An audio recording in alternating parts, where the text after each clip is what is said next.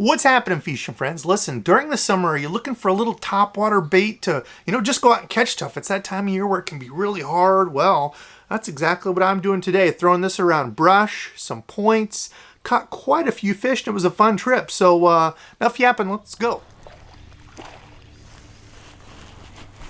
All right, there we go. First one of the...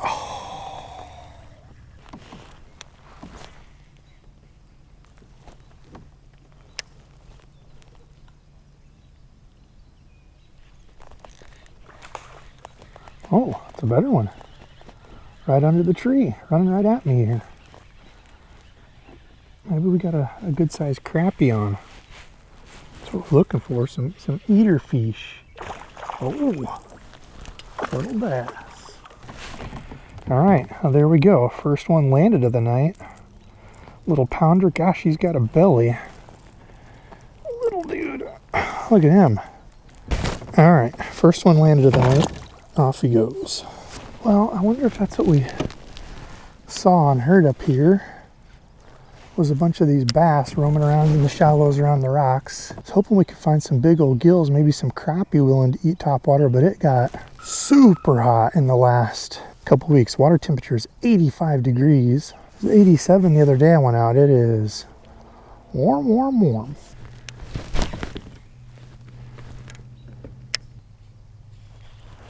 There's one. This could be one of the gill variety we're looking for. It is. All right. So we're on a gilly. I was thinking we could probably get a few of these on topwater. He's not big enough to be an eater, and y'all are gonna laugh at me if we get some big enough to eat. Y'all are gonna laugh when you see what I grabbed as a makeshift stringer, because I didn't have extra line. I've got 4-pound line. I don't know how well 4-pound line would work. See, that is the problem with running braid. Sooner or later you will, oh, and that's even worse. Sooner or later you will get caught up on your hooks, and this line is small enough it got into my split ring. So now it's inside the split ring.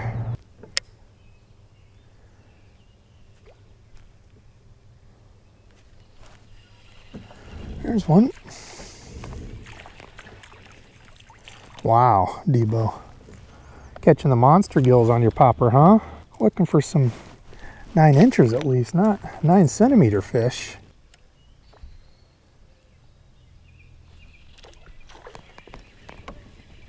He took off. Could have a little bit bigger shoulders on him. Hey. No, dang. Thought maybe he was our first keeper. Not quite. And I did get some little forcep hook removers. Those will be nice to have with me. I can tackle any sort of dink that comes my way. Oh, that's bad. One little pop and I'm 5 knots on my treble hook.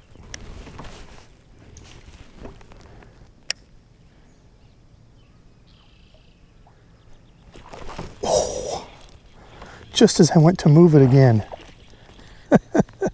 Man, an ultralight like this makes these dudes feel huge. Little, what is this, 8-pound braid I want to say?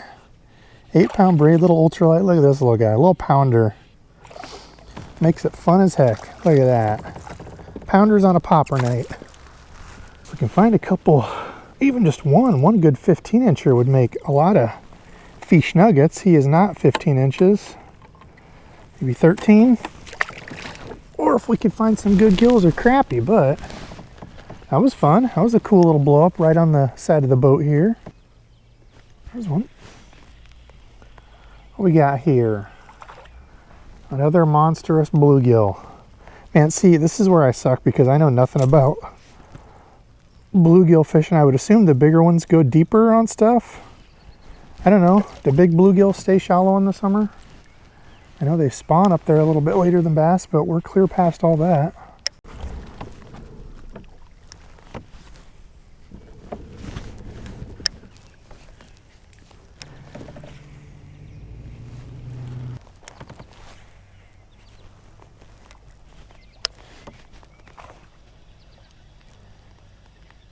That one had to be right under that tree to eat it.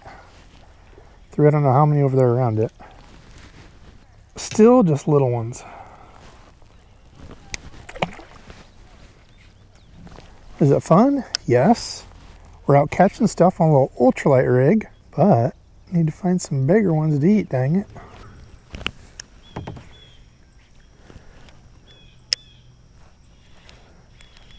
There's one. Feels like a not monster gill. 6 inches maybe? Those dudes are not the size we're looking for to keep. A little bit bigger than that. Boy, I tell you, this little combo has been awesome though. This is the, I forget what it is. Genius something. I got it on Bait Finesse Empire. I've got the rod from there too. This Berkeley Lightning. It's like the JDM Japanese version or something. Pretty sweet. It's a 2-piece, but it came with 2 pieces, like the super ultralight and then just like a light, I think, tip, which is pretty nice. So you get 2 rods.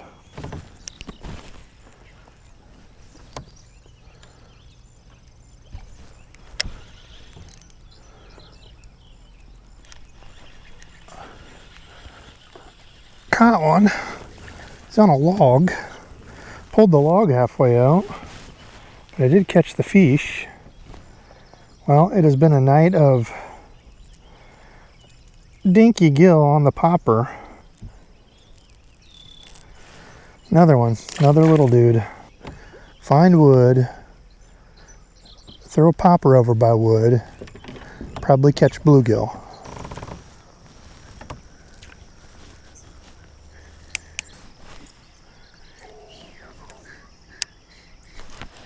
There's one. Boy, he is shooting around everywhere. Still not, but fun. Just see how crazy he's going. Light line, little lure. The ultra finessey stuff in these little lures is a lot of fun.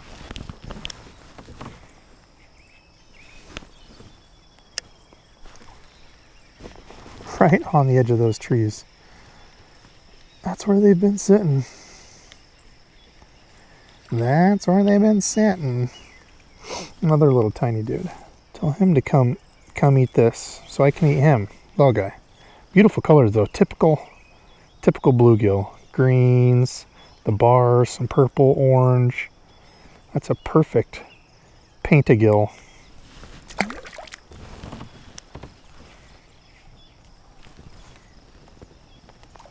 There's another one. Oh, he's still on. Yeah, sitting right over by that tree waiting for stuff to fall, I suppose. The big uns. The big uns waiting there. Sir, all of you could be used as bait.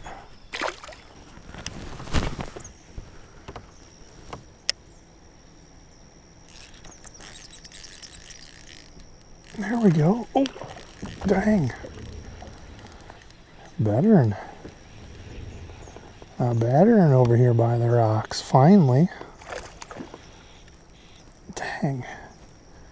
You pop that thing too. No, don't get under my rudder.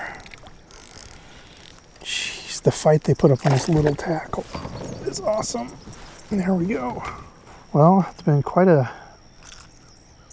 delay here in getting another bite. But there we go. That's a good one for tonight. Look how close he is. Only about 13 inches, so not the keeper for the night, dang it. Still looking for one we can take home, or a few to take home and make some daggum fish sticks out of. Oh, there's another one. 2 off this point. This didn't look like a bass. This could be a keeper bluegill if my eyes didn't deceive me. Nope. Little bass. After searching around, this little point at least has a few. Tried hitting some other spots that had wood and a couple other spots that looked like there was maybe a little drop off, but nothing. There's another one.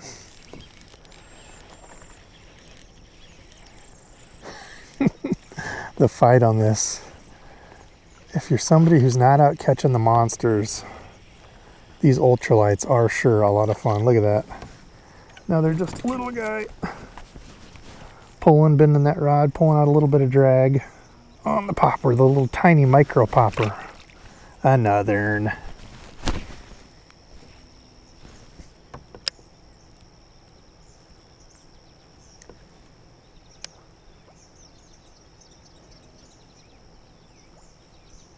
Oh, there's another.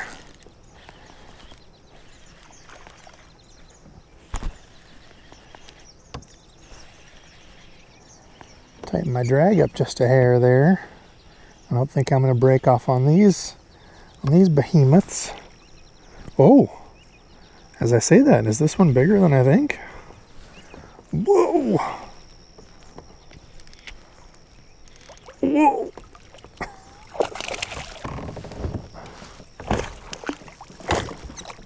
There we go. But at least we got something figured out here. This little rocky point, little drop off on it. Apparently they like this one. That's what, 4 off this one point?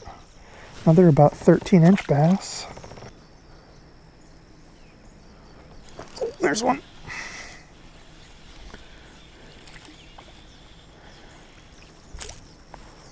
Back to the monster gills. It's crazy with that little mouth that they can even get this in there. There you go. Another little one.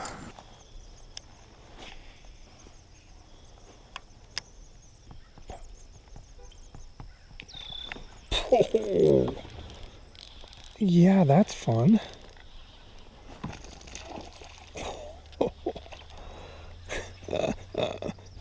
Dude is upset about that popper. He did not want that thing on his point.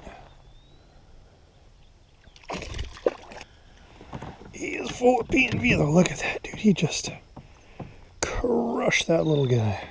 You know, that's when they want that popper. Well, that right there is a blast on a little popper like that. Look at this. All the way down in there, dude. Still not our 15, but fun. A little over a pound. Oh, well, it has been a successful night. A bunch of fish on this. Just not the big panfish we were hoping for the cookout.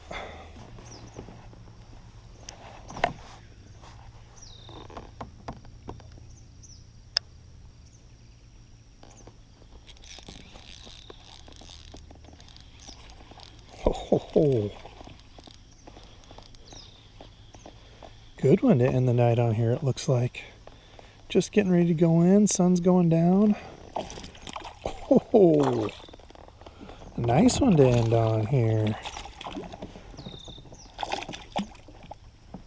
Boy, oh, gosh, that is fun. Little popper, a little micro popper. We've caught so many fish tonight. I lost count. Some of them I wasn't even recording in that back part. There we go.